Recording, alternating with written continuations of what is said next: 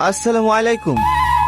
দেখো বাপ, বুড়ি বারবার রাগ করে চলে আসবে আর তুমি এসে শিলি যাবা, এভাবে তো হয় না। বাপ মা হিসেবে আমাদেরও খারাপ লাগে, কষ্ট হয়। সমাজের কথা না হয় বাদই দিলাম। দেখো টনি, কথাটা শুনে খারাপ লাগলো, এটাই সত্যি যে তুমি বেকার ছেলে। তোমার শাশুড়ি তো কোনো মতো রাজি হচ্ছিল না, শুধু মেয়ে ভালোবাসে বলে তোমার সঙ্গে বিয়েটা দিছিল। ভেবেছিল শিক্ষিত ছেলে যে কোনো একটা চাকরি করে পাবে, কিন্তু সেরকম তো কিছুই হলো না। চাকরির জন্য তো আমি খাচ্ছি, পরীক্ষা ইন্টারভিউ সবই তো দিছি, কিন্তু ইনকাম তো নাই না। সামান্য কটা ছেলে মেয়েকে পড়ি আর কটা গাইবা হয়। তোমাকে এর আগেও বলেছি, এখনো বলছি, তুমি ঘর জমা হয়ে যাও। আমার বাড়িতে থেকে আমার ব্যবসাগুলো দেখাশোনা করবা।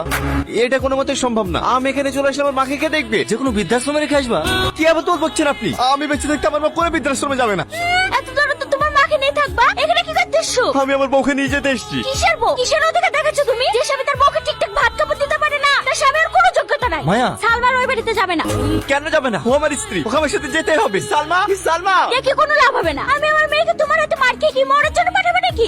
মার খাওয়া মানে? আরে তুমি জানো না, সেদিন পুরুষকে দুটো কথা বলে হয়েছে বলে পুরুষের কাছে সকালে গেছে, আর সেই রাগে আমার মেয়েটুকে ধরে মেরেছে। কি? আজ পর্যন্ত আমি আমার মেয়েকে উঁচু গলায় কথা বলিনি, আর তুমি আমার মেয়েকে হাত তুলেছো? আসলে সালমা সেদিন আমার মার ব্যাপারে অনেক উল্টো পাল্টা কথা বলছিল, তাই আমি রাগ সামলাতে না পারি ওকে একটা চড় মেরে দিয়েছি। হ্যাঁ, তো কি এমন অন্যায় করেছে আমার মেয়ে? তোমার ওই কারামাকে সারা জীবন টেনে টেনে লিবাড়াবে নাকি? আর একটা কথা বলবেন না আমার মায়ের ব্যাপারে। তাড়াতাড়ি সালমাকে ডাকেন, আমি এক্ষুনি ওখানে বাড়ি চলে যাবো। সালমা, সালমা, কি হলো, এত চিৎকার করছে কেন? এটা ভদ্রলোকের বাড়ি। সালমা, আমার ভুল হয়ে গেছে, তুমি আমাকে ক্ষমা করে দাও। আমি তোমাকে কথা দিছি, আমি আর কোনোদিন তোমাকে কিচ্ছু বলবো না। তুমি বাড়ি চলো। বললাম তো ও যাবে না, এক কথা কানে যায় না। না, ও যাবে।